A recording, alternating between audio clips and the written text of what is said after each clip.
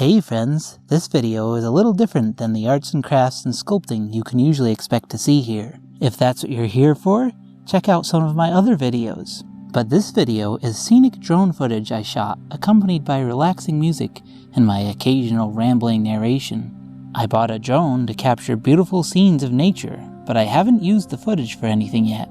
I wanted to compile it for you to enjoy with the occasional witty quips, thoughtful commentary, or funny Easter eggs. But why is this video so gosh darn long? Right now, when you see an ad on any of my videos, it doesn't support me at all. It all goes to Big Brother Google. They choose when to run these ads, even if it means interrupting the flow of the video. To control where ads are placed, turn them off, or at least get my fair share of the money, I need to qualify for the YouTube Partner Program. One of the qualifications is to get 4,000 hours of people watching any of the videos I upload. By making a really long video like this, I'm hoping some of my most supportive fans will watch the whole thing and help me reach that goal faster. I'm not saying anyone would do this on purpose, nor am I encouraging it, but even if someone leaves the video playing on mute in the background, it would help me. Or, since most of the video is quiet and relaxing, anyone who wants to support me could fall asleep listening to it. In fact, you can repeatedly let it play in the background or while you sleep, and each time it will help me get closer to my goal. Of course, another requirement in order to share in the profit YouTube is making off of my videos is to reach 1,000 subscribers, so subscribing also helps. But I didn't just make this video to get views or justify buying a drone. I truly hope the video is worth your time. The footage is beautiful, the music is relaxing, and I have some moments of quiet narration, and I snuck in a lot of text captions and other secrets and Easter eggs to delight and entertain you. If you notice these hidden gems, leave a timestamp of your favorite moment in the comments. Bonus points, the further into the video you link to. I'd love to see some comments from anyone who made it to the end and found something they liked there. Without further ado, enjoy the video.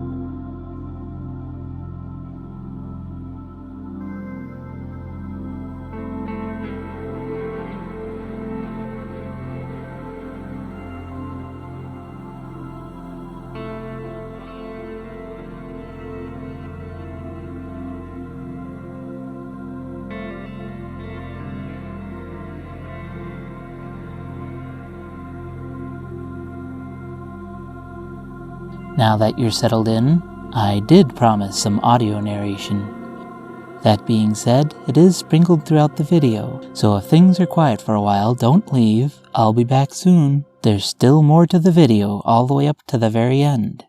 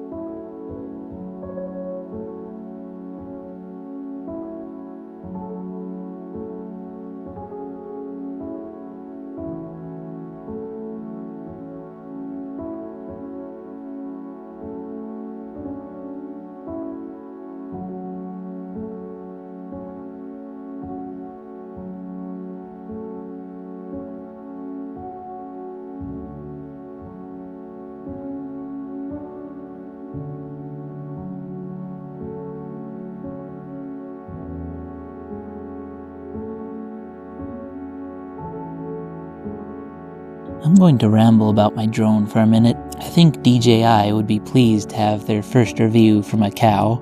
This is the DJI Mini 2. There is a lot of good to say about this drone.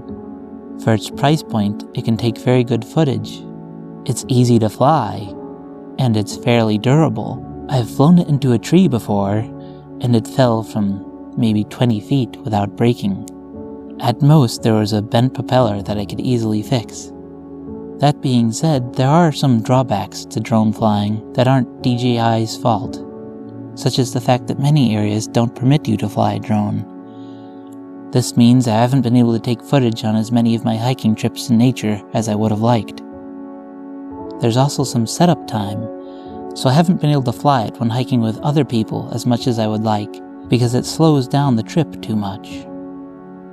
However, I do have to be critical of DJI and some of the things they do. At times it feels like the software, especially, was deliberately made worse just to convince you to buy a more expensive drone. Actually, in software, hardware, and customer support, it seems like they're sometimes lackluster, cheap, or lazy because they knew they could get away with it with their reputation. There's not enough competition in this market.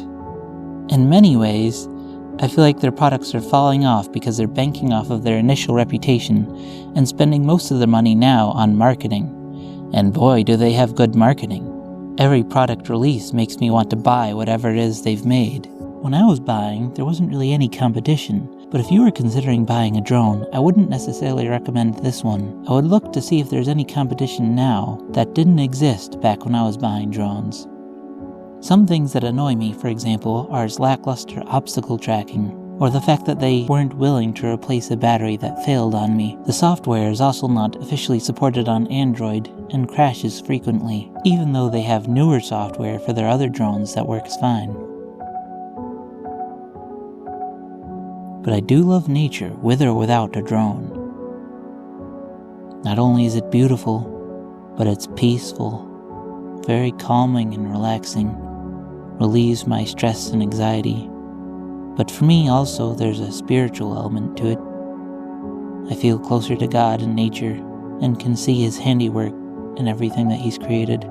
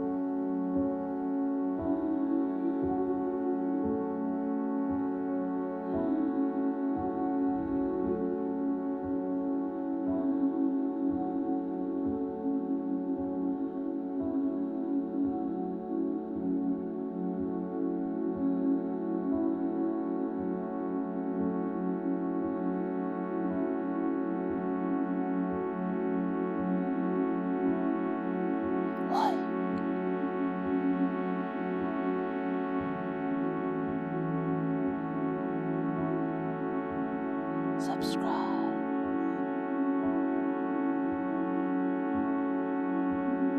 Subscribe.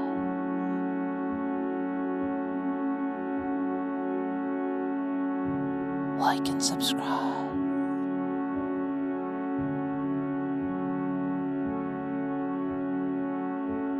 Like and subscribe.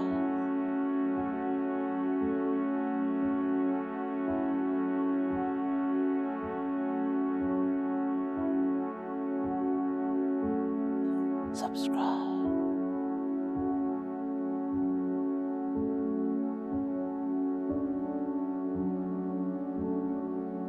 Subscribe.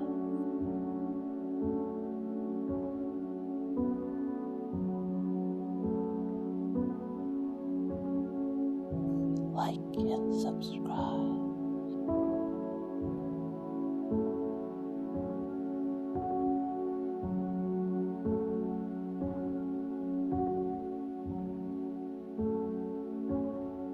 Like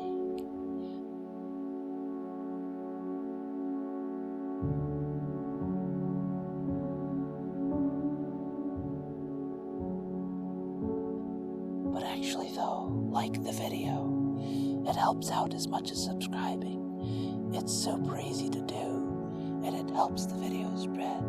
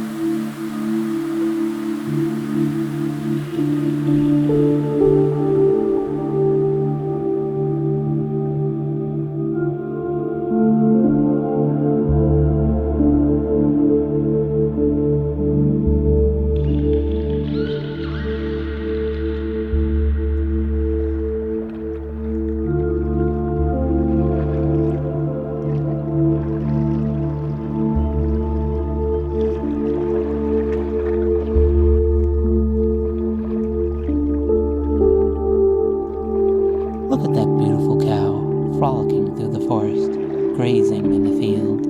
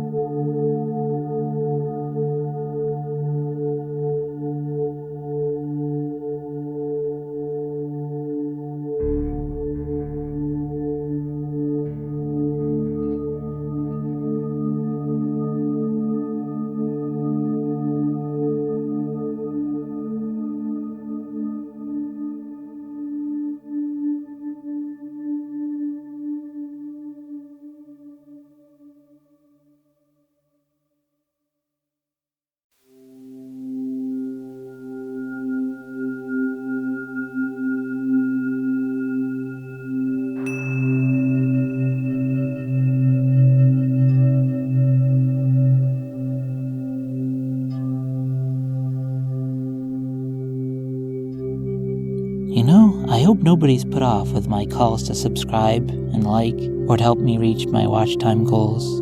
I can understand this being annoying to the average viewer, and it does make me cringe to ask.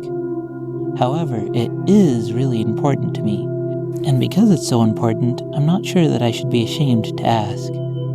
If you've never been convinced to like, subscribe, or comment when someone asks you to, know that these calls to action aren't for those who aren't willing to like or subscribe to the video. Rather, this is for people who already like the video and simply need a reminder. And it does really work, which is why so many people ask in their videos. At the end of the day, people only like if the video is likable, but sometimes it helps to give a reminder in case it simply didn't occur to someone, or they forgot. As for specifically making a long video just to reach watch time, that's a little bit tongue-in-cheek. This video is meant to be silly. It's mainly because I have all the drone footage. But I am naturally a very competitive and driven person, and I like setting goals for myself to beat. For me, it's like a game. Reaching the watch time and subscribers needed for the partnership program is kind of like a high score for me to aim at. So if anyone does watch this video a lot to help me reach this goal, I do really appreciate it, but people only watch a video if it's worth watching. But I felt commenting on the need for watch hours helped add more of a narrative purpose to this video, which is otherwise just a collection of random drone footage. Of course, while I say that, I am a very competitive and driven person, so I do want to reach those watch hours as fast as possible. And it did occur to me if a really long video would help with that goal, although I think me commenting on this is probably not helping. If anything, that may turn some people off.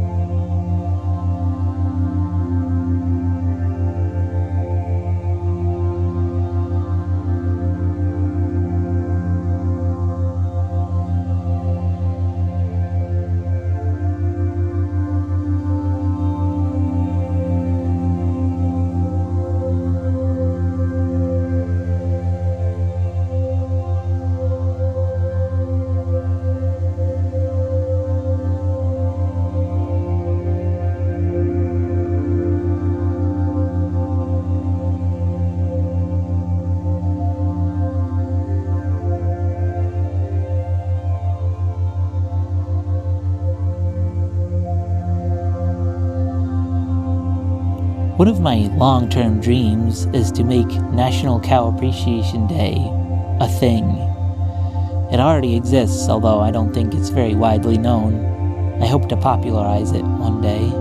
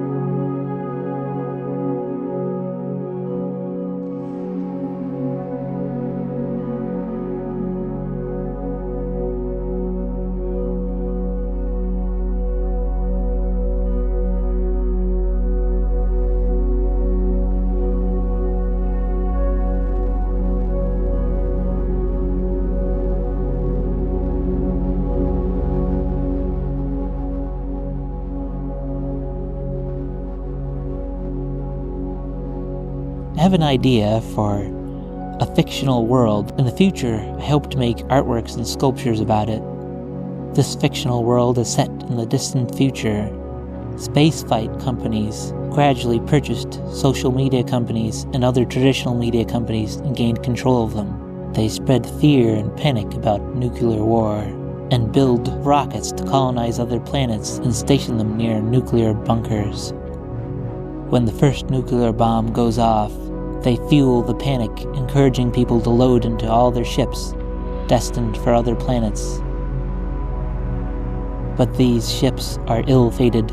In many ways, these ships are not prepared to actually colonize other planets. There are too many unknowns. Most of these ships are floating coffins. The passengers will never reach their destination. Space companies do this to make a profit, but it works too well. In panic, so many people cram into these doomed flights that society on Earth collapses in their absence. So many people suddenly gone causes the economy to collapse. Cities disappear, and much knowledge is forgotten.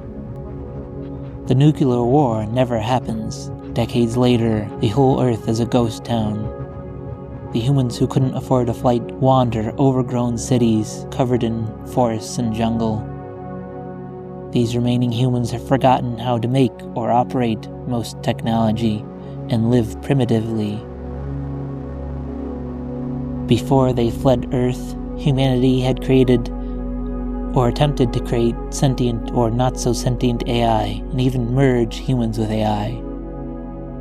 Some of these robots still operate, wandering the Earth, telling stories of what the old age was like.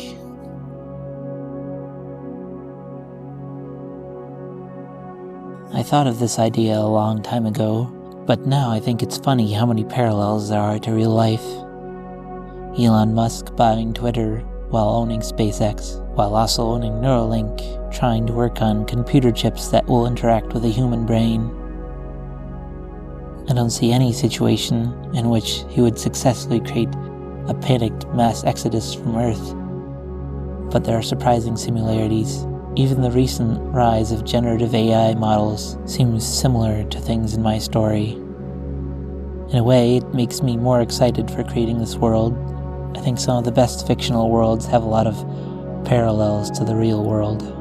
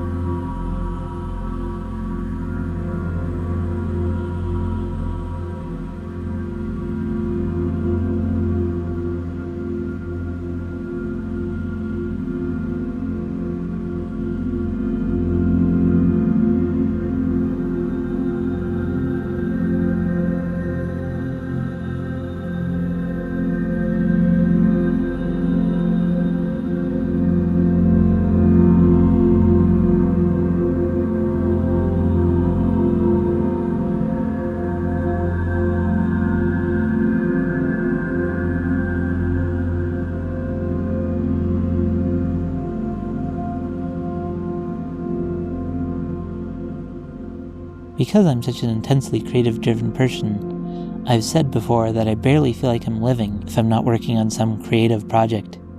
I'm ambitious and sometimes get obsessed over projects, thinking about them as soon as I wake up, spending every minute of my lunch break working on them instead of eating, thinking about them as I lie in bed at night. One of my brothers has described me as bipolar. I don't know that I would get an official diagnosis for that, but when I'm obsessed with a creative project, I definitely ride a manic high. My tendency to get obsessed with creative ideas and have a burning desire to pursue them doesn't fit well with traditional jobs. I may be burning up inside with a desire to work on my latest project. Meanwhile, I'm stuck doing some menial task, picking up garbage and throwing it in a dumpster, moving numbers around on a spreadsheet in front of a computer screen.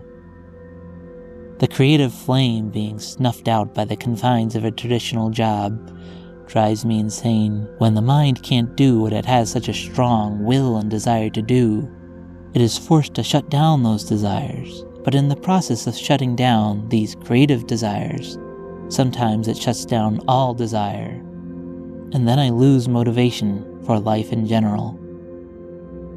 These personality traits may be why I've become obsessed with making a YouTube channel and want your support. In my imagination, YouTube is a venue where these obsessions can actually flourish. Each video can be about my latest creative obsession. One thing that convinced me YouTube would be a good fit is when I was watching a video from a more experienced YouTuber who described how she was surprised to find out that the ideal YouTuber is not an outgoing extrovert like many people expect because they are talking to a camera all the time. Actually, a camera isn't another person, so it's actually introverts who often excel at being YouTubers. What she described sounded very similar to my personality. A perfectionist, someone creatively driven, someone who obsesses over what they're working on, and is willing to lock themselves in a room alone for hours on end to perfect every detail of a video. In many ways, the quality that makes a good YouTuber is already how I get with my creative projects. But I still have fear and doubt. Being a creative person unhappy with a traditional job doesn't mean I'll be successful at YouTube, nor do I presume it will. But I have to try. I think anyone stuck in a 9-to-5 job dreaming of escaping can relate to that. But many people stuck in a job they don't like, in their desperation to escape the mundane, fantasize about things that aren't realistic. But how can we know when it's a delusional fantasy? Some people are the kind of creative, incredibly driven, talented, and hardworking people who can actually make something like this work. As evident by the many successful YouTubers like this, such people are out there, and they wouldn't be if they all stopped themselves because they told themselves their dreams are foolish and not worth pursuing. But just because I feel like I have to try doesn't mean I'll succeed. To me, failure, no matter how likely, is not an obstacle for me trying something. The burning desire to pursue something even when failure is almost certain goes hand in hand with my other obsessive personality traits. So will my channel succeed? Who can say? I have friends and family who talk about turning the thing they love into their career. We oftentimes sit together talking about these fantasies, boastfully talking about it as if it's a reality, but each of us knowing we'll never actually pursue. Yet each of us wishing that the other person would, that they would pursue their dreams, even though we tell ourselves we cannot. We cannot choose the risky path. We cannot throw away what we have. I know the chances of succeeding at something like this are very slim, and it's super risky, but I've always been one to take action and see projects until the end. I want to be the one who actually does the things we boastfully dream about out loud, even if it means I'm the first one to fail in a hard, real, and painful way. Not that I've really risked anything yet, I haven't quit my job, but even going as far as I have to be vulnerable and upload things like these is a step, and it feels like an immense one when there are so many fears and doubts holding me back. Not just fears and doubts, but other obstacles too. I'm going to read an excerpt from my journal I wrote when I was demotivated and not pursuing anything creative. A monologue of sorts. I tongue-in-cheek titled it, Existential Midlife Crisis.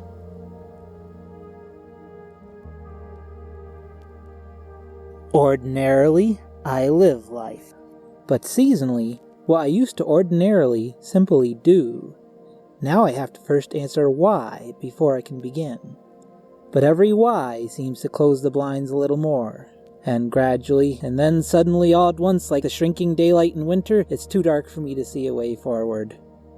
Why do I stay at this job becomes what else would be more worthwhile, which becomes even if I were free to do all that I liked with all the little time that I have, what would I do? What ought I do? What would have meaning? What even is meaning? Above all else, I want to be loved. I selfishly want to be loved by myself foremost. Therefore I answer the question of meaning first righteously, that I may feel good about myself for being a good person. Jesus is the answer to what is meaning. But I know that I'm not a good person. If the meaning and purpose of my life is to serve God, to worship God, to glorify God, I am a failure. By my own efforts I cannot fail any less at this than I already am. By His grace I am forgiven. But if it is by grace that in spite of my sin, God is nevertheless glorified in my life, I am still left with the question of what I ought to do to spend my life in a meaningful way. For if it is true that God glorifies Himself in spite of our sin, can He not be glorified in any labor? The digging of ditches, managing the cash register, typing keys in front of a screen all day. If it is in spite of our failure He can be glorified, whether we do anything or nothing, it seems to pursue God is less about the things we do with our time than the heart with which we do them. Regardless of our occupation, we ought to be doing whatever we are doing in a godly manner that builds up treasures in heaven, for no earthly thing in its own right will last. But that sparks a scary thought. If God is the only meaning to life, and everything on this earth will wither and burn like chaff, ought I not give myself wholly to the spreading of His word, the gospel, not wasting a minute on these passing earthly things, like working a job, but devote myself entirely to the ministry, to missionary work? Ought not we all, being that this is the only thing that has lasting value? But I find it evidently not to be so. Not every believer in the Bible is shown to have no other pursuit than preaching the good news. I think of 1 Corinthians chapter 12 and the lesson of one body but many parts, and that none of these parts should be scorned. I feel peace that God has not gifted me to be a preacher or career missionary. While surely I ought to spread the gospel in my life, it doesn't have to be the only thing that I do. Yet there is a kernel of truth. While our daily life may be of an ordinary career, the heart with which we do everything should be oriented towards God. I ought not to find meaning in some selfish ambition. Rather, the meaning of life is serving God, and so also serving others, even if it is not as a preacher. In every interaction with another human, we can bless and encourage one another. In doing so, we become lamps of His word, preaching the gospel through our actions. But in this I am also a failure. In Romans 7:15, Paul says, I do not understand what I do, for what I want to do, I do not do, but what I hate, I do. I feel this deeply, both in the more serious sins in my life, but also in my simple daily inability to be a lamp. Even when my heart is set upon being a blessing to others, I feel unable to do so. It feels to me as if my lamp is under a basket, and there's only a pinprick of light showing that others can see. Only I know of all the rest of the light trapped within me. If I could only be who I really am inside, I would greet everyone with a smile. I would encourage you with the words of God from Scriptures. I would more often with words tell the ones that I love them. I would truly listen every time you speak, and when I listened, you would feel known. I would open up my heart to you, so that you, in turn, might open yours and reveal your own hidden light. Instead, I feel socially, irreparably damaged, as if I was born without the part of the body that enables humans, ordinarily, to have social interactions and connect. I feel perpetually unknown, misunderstood, unseen. When every fiber of my being wants to speak love to another, some inexplicable wall renders me mute. When you say good morning, I seem to ignore you. I don't want to. I'm bursting inside to return your good morning in a bright and cheerful way. When you ask me how I'm doing, I put up a wall. I mumble in a vague and dismissive way. Every time it comes to speak the truth, the words don't come out. I guess I maintain the facade of normalcy because people act surprised when I express this feeling. I am, at times, able to carry on with small talk, conversations that feel safe, that don't make me feel vulnerable, not conversations that have meaning. Second to being loved by myself and being loved by God, I want to love and be loved. I keep telling myself that someday someone will find me who can see all of the love I'm holding inside of me, and they'll help me let it out, and finally I will love and be loved. But a bigger part of me fears that my inability to speak fearlessly about God, and to speak love with conviction, and to be vulnerable, is exactly what will prevent me from ever finding that love. I don't have any delusions that such love will be easy, just that it would be meaningful. Maybe that's the grass is always greener fantasy sort of feeling. I'm unhappy, and it's easier to believe that I would be happy in a different situation than it is to face the truth that I simply cannot be happy. I won't be happy in any situation until I'm happy in every situation. Perhaps the same is true of meaning, that I won't find meaning in any situation until I find it in every situation. But as far as being happy in any situation, my pursuit of being happy usually leads me to creating things. Books, chocolates, art, YouTube videos. This is a selfish and lonely affair, but far easier than being vulnerable in a conversation in pursuit of meaning. I spend hundreds of hours on a gift to see the joy of someone receiving it for only a moment. Sometimes my gifts hurt more than they bring joy. More than that, these creations don't really create meaning. They don't help me to be understood. They make me happy and help me express my creative side, but not the rest of who I am. Sure, my gifts are the pinprick of light that you see, but they aren't the whole lamp. What these projects do, though, is help me weather the storm. Far enough into a creative endeavor that has captured my heart and mind, I've found I've stopped asking, what is meaning? The problem is, I never answered the question. I just stopped having to ask it before I can do anything. So the next time the storm comes, I still don't know what to do. My thinking hasn't matured at all. Free will, predestination, works versus faith. Should I effort to find a job or effort to reflect Christ in the job he's currently given me? Am I just being a depressed Christian nihilist, using crooked theology to justify being too afraid to do what I ought to do, because risk and vulnerability scare me? Instead, should I not follow the prompting of Spirit, knowing that it may lead me to failure, but committing it to God? Walking, listening to the Spirit, failing, learning, getting back up. Walk, listen, fail, learn, get back up. After all, what else can I do? What else? What else is to do as I have been doing, to let fear, doubt, and depression cage me in a bubble of limited reality, shirking change, avoiding pain? Am I really living ordinarily? Or are these questions I have just me waking up to how little of life I'm living because I haven't answered that question of meaning, and then given my life wholeheartedly to that meaning, surrendering to it, throwing myself into it with all the fear, all the pain, all the humiliation that comes with the vulnerability of doing something meaningful? Am I the rich man sorrowfully walking away from Jesus because he told me to sell all of my possessions and give money to the poor, and I was too afraid to do it? Oh, all the light we cannot see. All because each of us are too afraid to let it out of ourselves. Fear is one of Satan's greatest tools. But we have Christ, our living hope. We are more than conquerors through him who loved us, and neither death nor life, neither angels nor demons, neither the present nor the future, nor any powers, neither height nor depth, nor anything else in all of creation can separate us from the love of God in Christ. What is meaning? God is meaning. But when I'm feeling unsatisfied in life and asking this question, what is meaning? I think what I'm really feeling is a dissatisfaction that my current work isn't creative enough, and that I don't feel like I'm connecting with others or expressing myself. That's why the feeling goes away when I'm working on something creative or hanging out with friends. I think what the feeling is the feeling of squandering the gifts of creativity and expression that God has given me to use, and squandering the gifts of people and friendships and art and nature that He has created for me to experience. It's not a question of what is meaning.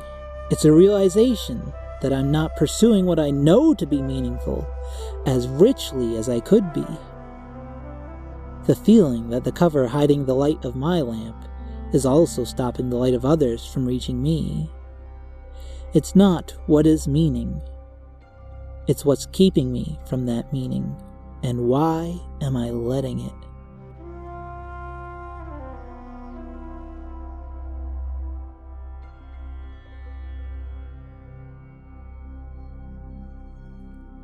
That's the end of my little monologue. In a way, I think it explains why I'm creating and sharing these videos. I want to be more creative, but also express myself and my faith more freely. I'm trying to not take myself too seriously, and to not feel self-conscious about what other people think, nor pin too much hope and expectations on its success. But to be honest, I have a lot of hopes and dreams pinned on this channel, and I'm taking it more seriously than I let on. But I'm also more doubting and insecure about it than it may come across, full of fears. But I hope to just enjoy the journey of creating videos, come what may. If I make even one person smile, isn't it worth it? Have I made you smile or moved you with some other emotion? If I did, leave a comment and let me know. I don't know if this ramble was worth your time, but I promised that there would be more to this video than just drone footage. I hope if you watched the whole video, or just skipped around to this part, that it lived up to your expectations. I initially planned for this whole video to be just one big silly joke, but I thought that after a while, I might need to talk about something more serious to keep your attention.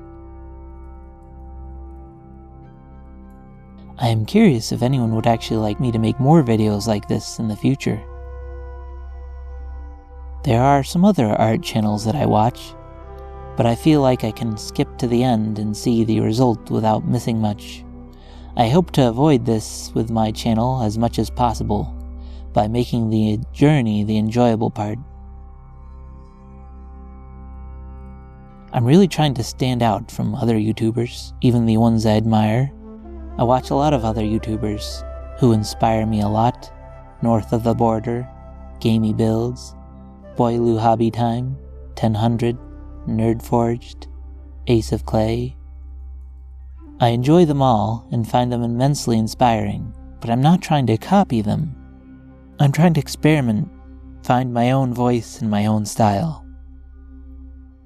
I know to succeed at this, I need ambition, talent, hard work, luck, perseverance, and patience. All of my favorite YouTubers are as good as they are because of years of work and hundreds of videos. Give me a couple years and a couple hundred videos, and maybe I'll be inspiring my favorite YouTubers.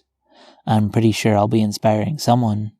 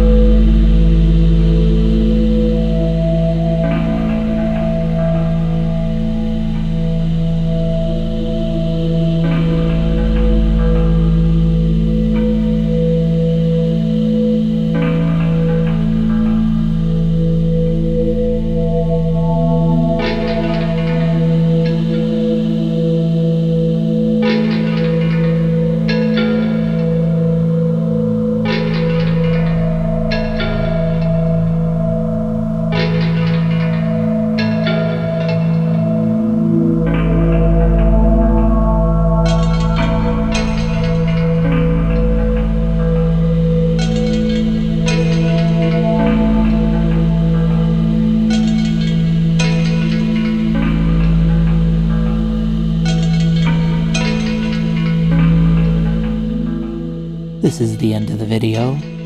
Again, this video is quite different from what I normally do and what you can expect going forwards. Normally I'll be making art videos, resin sculptures, clay sculptures, custom-made hand-painted chocolates. If you want more videos like this one, or have ideas for other videos I can make, let me know. For now, I recommend you watch this video instead. It's more of my normal type of video and quite different from what you've just watched.